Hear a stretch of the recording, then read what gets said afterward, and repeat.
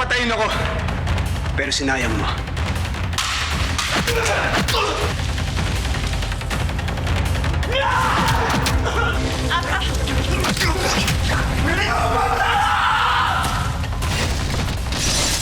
Mercy! Jane! Jane, kumapit ka!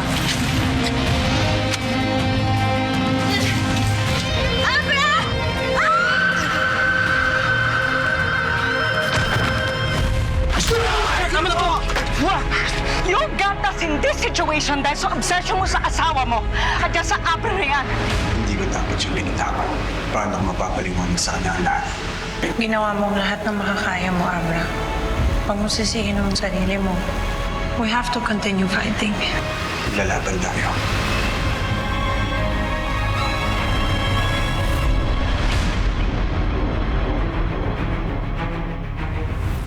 Dok, kamusta po si Jane? Dahil sa pinagdaanan ni Ms. Rosario, she sustained multiple abrasions. Sa x-rays niya, negative naman, no fractures. We still put her arm in the arm sling to avoid any further serious soft tissue damage. Sa CT scan niya, may hematoma siya, but as expected from the accident. Bleed sa brain, wala. That's good news. She is stable right now. However, traumatic brain injury also shows 1 or 2 days after the incident. We need to watch over her and observe her for those couple of days. Masusuka siya, in and out of consciousness, uungol, those are the signs that we're looking for. But rest assured, we will take good care of her so she can make a full recovery. Maraming salamat po. Thank you, Doc. Anytime.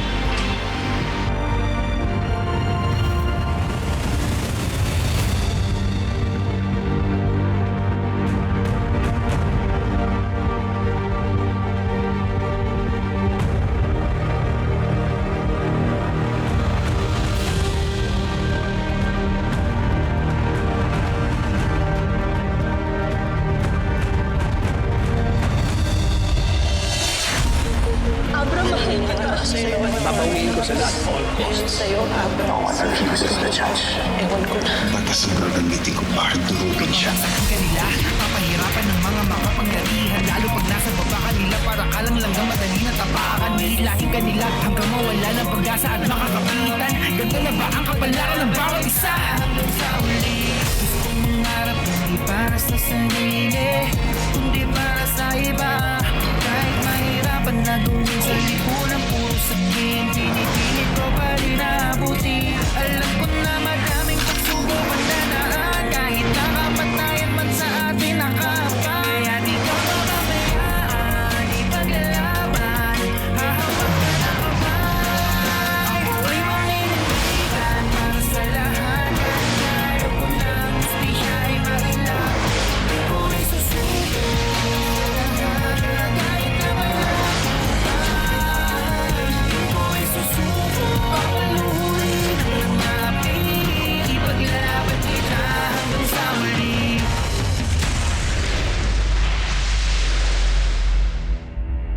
Nasaan ngayon ang plano natin? Hayaan na lang ba natin lumamang si Mercy sa po? By hook or by crook, hindi ko talaga pauupuin si Mercy bilang gobernador. You cannot be serious. This is over the line, Judge. Kahit nakalabang ko si Mercy, anak mo pa rin siya.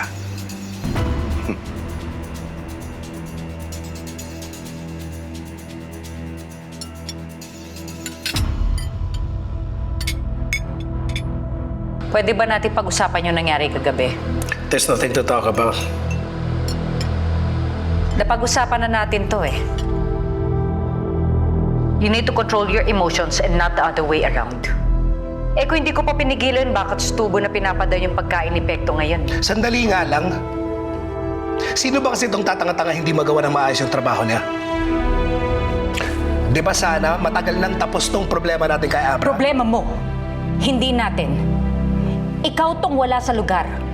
Ikaw nang nag-aksaya ng oras at panahon dyan sa Abra niya where we could be furthering our actual plan in conquering Rosario. Remember? Yes, I remember. So what are you doing? Bakit ka lumili sa plano? And worst of all is you're putting us in jeopardy dyan sa pagpapabaya mo. Hindi mo lang ako naiintindihan. Alam mo, hindi kita maintindihan eh. Kanina hinihingan mo ako ng plano. Ngayon binibigyan kita. Ano ba talaga? Tapatin mo nga ako. Gusto mo ba talaga manalo o matalo? Listen to me. Kahit kailan, ang politika hindi naging malinis yan. Mangmang lang ang magsasabing malinis ang larong politika. Tandaan mo yan. So now, binigay ko na sa'yo yung plano ko. It's either you take it or you leave it. You are sick, man. Very sick. Well, if I'm sick, just get out of my house.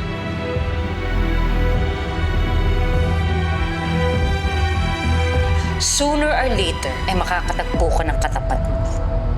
Huwag mong hintayin yung panahon na yon. I'm done waiting! Gagandi ako kay Abra, mapapawi ko yung pamilya ko, yun lang yun.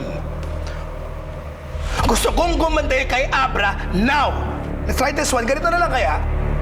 Walang sino man ang makakapagpigil sa gusto kong mangyari. Nobody! Not even you! You like that? Then you're on your own, Miguel. So be it! Let's do it! Kasi kung ganito lang yung grupo mo, puro tatanga-tanga, you think I'm losing anything? Mas okay ba kung mag-isa na lang ako, di ba?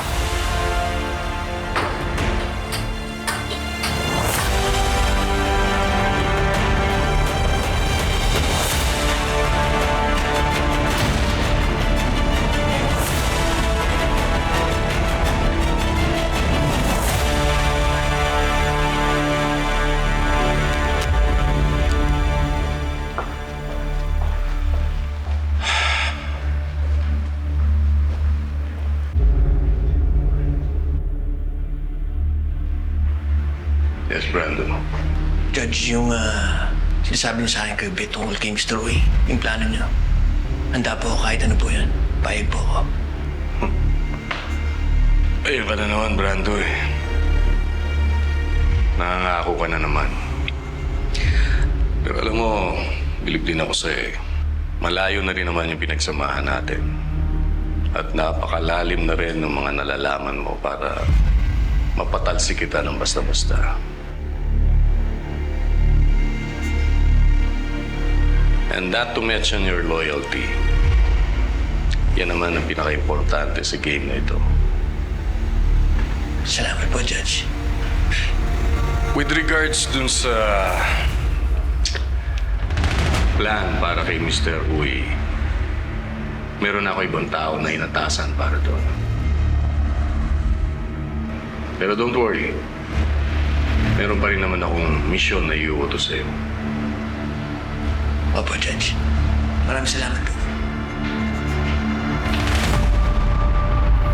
You can leave us, Brandon. Dad, pinatawag niyo raw po ako. Have a seat, Elizabeth.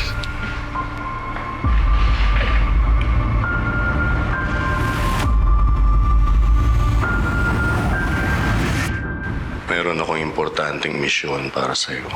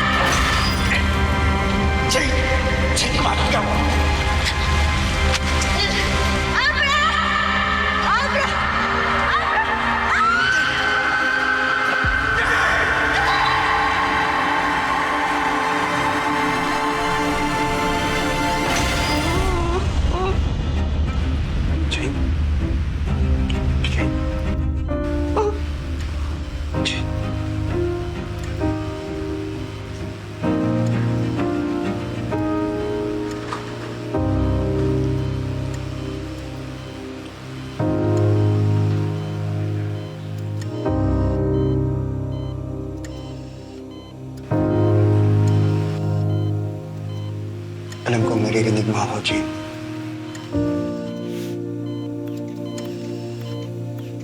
Gusto ko nang ibalita sa'yo lahat ng nangyayari. Dahil alam kong ayaw mo mahuli sa balita.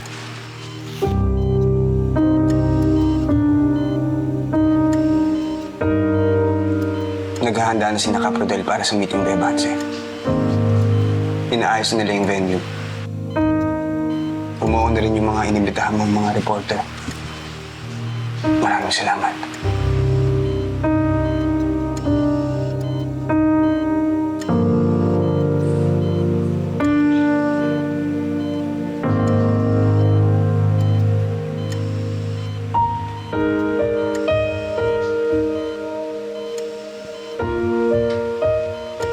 Sana mapatawad mo ako, Jane. Hindi kita naligtas. Kung sa tingin mong iniwan kita sa ere. Pero hindi yung totoo.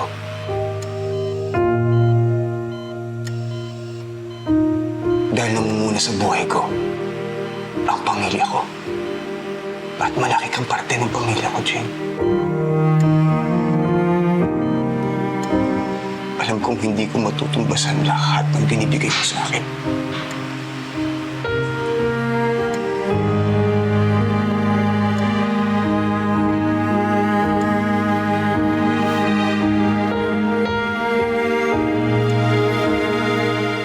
Magpagaling ka.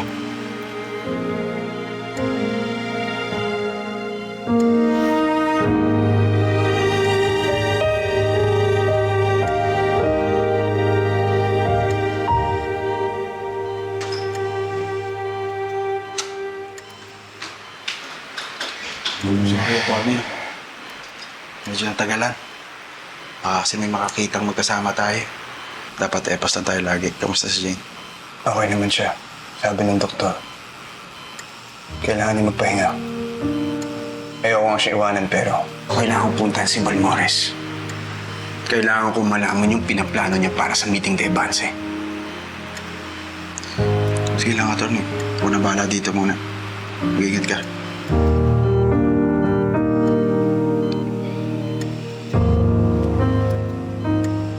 I'll be back.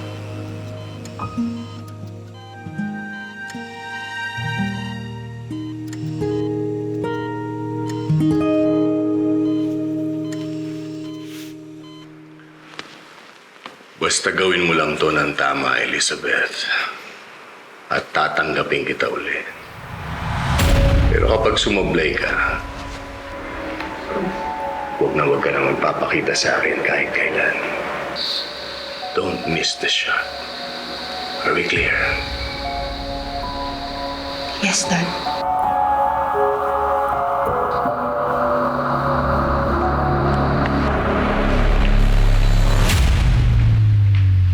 Narinig ko yung sinabi ni Judge sa'yo. Don't miss your shot. Anong ibig sabihin nun?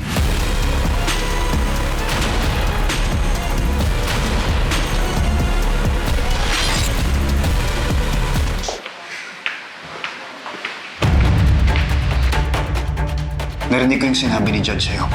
Don't miss your shot. Anong ibig sabihin nun?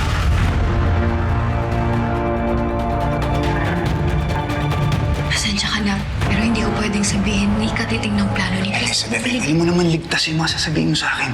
Baka ako yung ipaligpit niya. I'm sorry, Abra. I'm sorry. Elizabeth.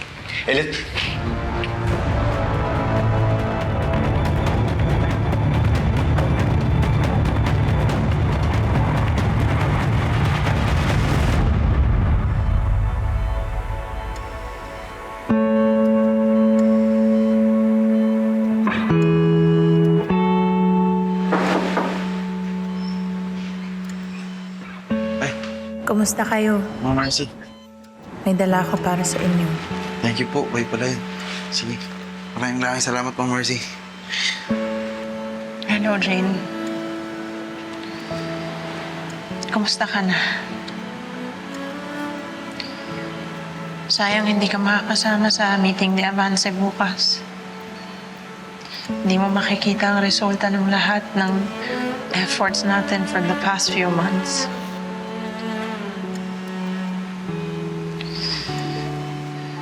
Pero maswerte ka pa rin dahil magaling kong nag-aalaga sa'yo. Oo naman po, ma'am. Love na love ko kaya si Jane.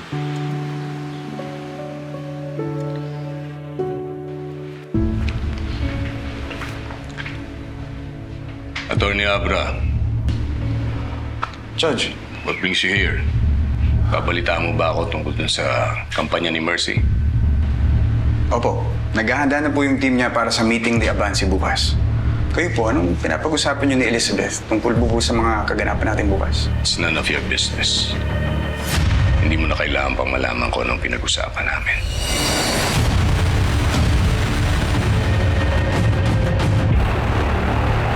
Kahit wala ka sa event bukas,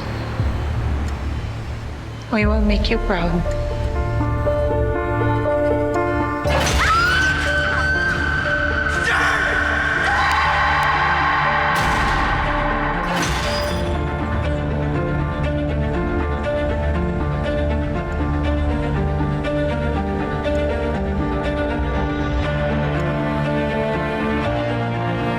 Magpalakas ka. Pagdarasal ka namin.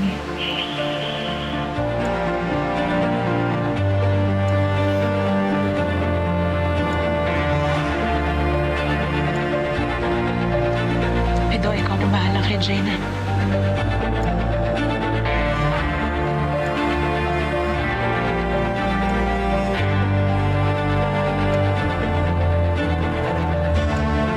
Salamat po, ma'am.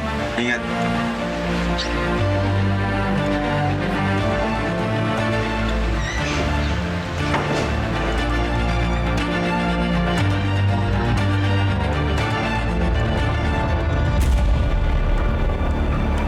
May kailangan po kayong ipagawa para isubuta yung rally niya?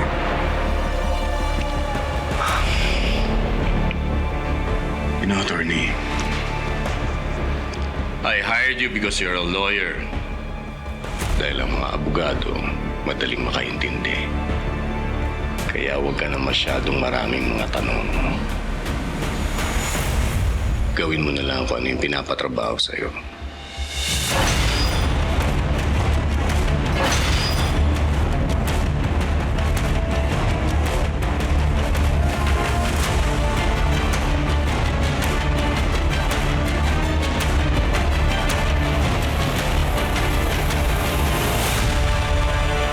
Ako'y manindigan para sa lahat. Kahit na alam ko na hustisya ay mailap.